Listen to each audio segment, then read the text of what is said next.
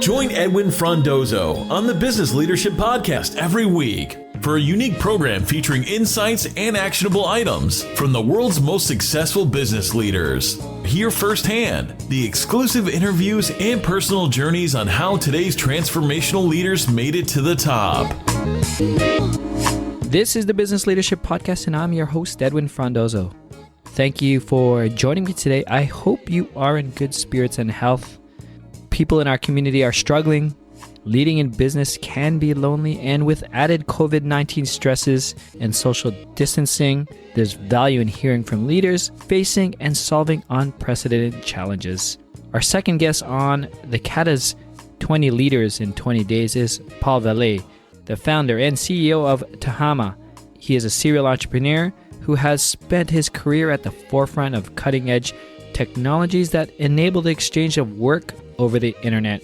Paul envisioned the future, which is happening today, which allows anyone to work from anywhere, including at home. Paul is a sought-after speaker, a member in the Council of Canadian Innovators, the CIO Strategy Council, and serves on the board of the Basic Income Canada Network. Today's episode is brought to you by Slingshot, a Canadian telecommunications leader in business voice over IP that empowers the emerging and innovative company to effectively work from home. To learn more, go to the Slingshot VoIP/TBLP. And with that, here we go. Paul, thank you for taking your time to join us today.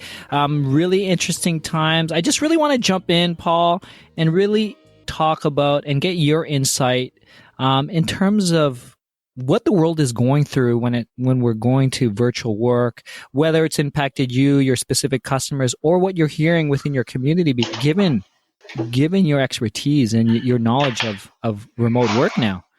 Well, it's March 20th today, and today is also the day that Canada has more cases than Hubei province had when they rolled out their massive lockdown.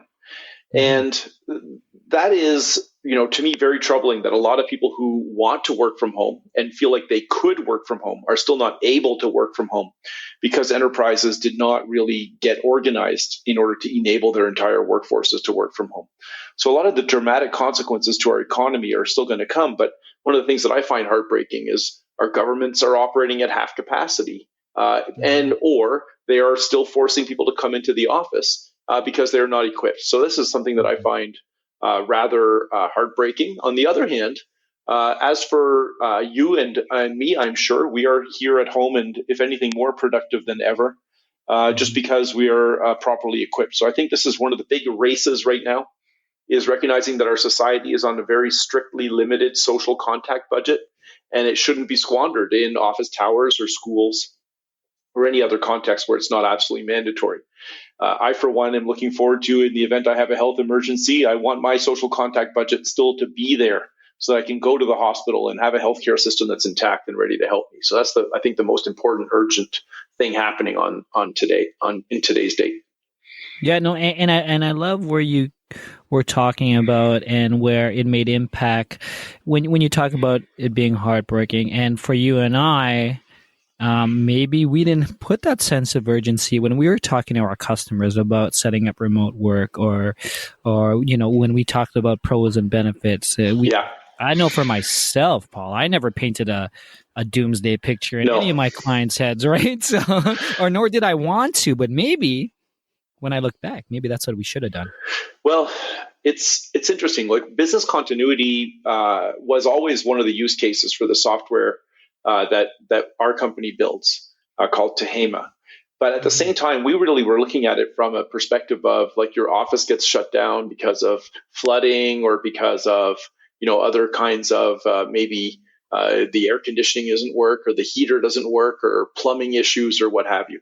And we weren't really thinking of it as an entire large-scale enterprise having to send their entire workforce to go home simultaneously. Right. Most remote work entrepreneurs, like I have been for the last 22 years, most of us were really thinking of remote work as a matter of access to talent, right? So from the talent's perspective, access to opportunity, and from the enterprise's perspective, access to talent. And that was really the foundational reason for people to permit remote work in the good old days. Now everything has changed.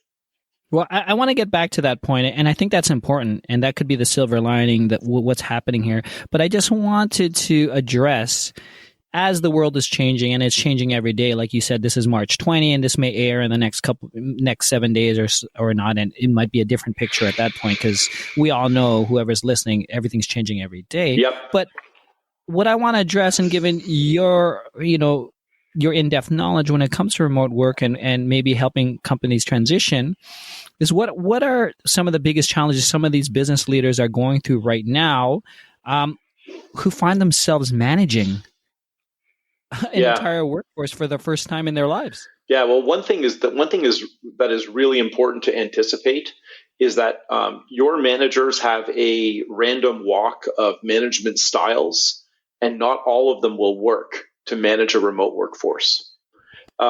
We've celebrated in the past management styles like management by walking around. And a lot of people take that to heart and feel like being present and walking around and interviewing their team one at a time, and being able to just literally walk into meetings and eavesdrop as to what's going on in there and dip in and dip out. Quick Q&As here and there, right? That doesn't work. It will not work working with when your workforce is working from home. Micromanaging does not work. Management by objective does work, right? Clock watching does not work. And so there is going to be an important and urgent amount of retooling, because managers who were successful before may suddenly find themselves struggling. Now, the good news is that in general, once you are successful at managing a workforce working from home, that workforce tends to be more productive, more engaged, happier, participate in less toxic office politics. Like, there's lots of benefits to that workforce and to managing a workforce that way. But there is definitely an adjustment and a learning curve to do it successfully. I mean, I love that picture you painted of the walk around and maybe the adjustments and what these managers have to think about right now, and maybe try to experiment on what will work with them and their style, because everyone's in it right now. Everyone's learning how to do it right now and to change it. And to get back to that silver lining, this is also the opportunity for us to learn how to work from home now. And that dream that we talked about. I'd love to get your thoughts on that. Well, I've really so I became a remote work entrepreneur because I felt like I was being held back by my geography. I had spent a year living in Minneapolis. I came back to Ottawa, Canada, and I was unable to find projects that I felt were at the same level of technical sophistication and ambition, and just weren't exciting me as much. So I thought this idea. I found my previous company called Pythian, and I'll just work from home here in Ottawa and deliver database and systems administration services to customers anywhere. Before I knew it, we were successful. And at the time that I recapitalized Pythian in September, still very successful. It was 300 plus employees, and the majority of which were working from home in 36 countries in 150 cities all over the world, delivering extremely high-end, high-touch data services to a large portfolio of customers. That was, to me, it really drove me every day, is the idea that I'd managed to create a vehicle not only for my own career, to project myself at a distance all over the planet, but that we were also able to hire gifted people from literally everywhere, from Costa Rica to Guatemala to Jamaica to rural Canada to rural USA to San Francisco, all the way up to and including all over Asia, and having them all, for the most part, the majority of them, working from home and still able to deliver their full productivity and create that amazing career for them, while also having happy customers, because access to talent is an incredibly difficult thing to do from the enterprise perspective right now. So I believe this is the beginning of a sea change in how we feel about our careers, about how we feel about access to talent. And I dream of a world with internet-enabled labor mobility, so that we have the ability to work across borders without having to actually move and say goodbye to our grandmothers. Yeah, 100%. Here. I love that. And I like where you're coming from in the sense that this is the time. This is the inflection point. This was the catalyst. As bad as a situation as we are in, there is going to be a shift. And maybe this is the future of work happening today, right? Yeah, I believe the situation, obviously the situation is very grim, but I also think that China and Singapore and Hong Kong and other jurisdictions that have clearly managed to either recuperate or protect their economies through this point the way. And there is a way forward. So we're really going to have this wave crash over us. And then after, there's going to be a future afterwards. Well, that future afterwards could be very bright because of the catalyzing changes that are taking place right now. So I'll give you a couple of examples. It's really important for Canada to dream of a post-oil economy for Northern Alberta and Northern BC.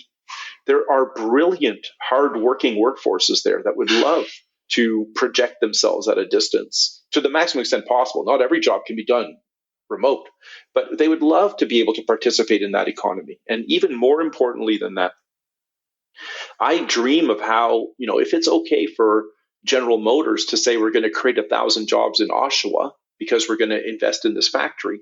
I dream of a world where the Royal Bank says they're going to create 1,000 jobs in Indigenous communities. Remote work can help create reconciliation by creating economic opportunity in those communities without forcing individuals to turn their backs on their culture and on their ancestral land in order to have awesome jobs. So I really think remote work is an extremely important ingredient in the future of work. That's it, Biz Leaders. Thank you for joining me on another episode of the Business Leadership Podcast. This was episode 150, day 2 of CADA's 20 Leaders in 20 Days mini-series. If you want to learn more about this mini-series, Paul Vallee, or anything else that we discussed, please go to thebusinessleadership.com/150. Join me on my private Facebook group where I will discuss this episode. I'll answer your questions and connect you with other like-minded business leaders. Simply search for the Business Leadership Group directly in the Facebook. Thank you again to Slingshot, a Canadian telecommunications leader in business voice-over IP that empowers the emerging and innovative company to effectively work from home. To learn more, go to slingshotvoip.com/TBLP. If you haven't done so yet, please subscribe, rate, and leave a comment on your favorite podcast player. Thank you again. Be your best. Thank you for listening to the Business Leadership Podcast at thebusinessleadership.com.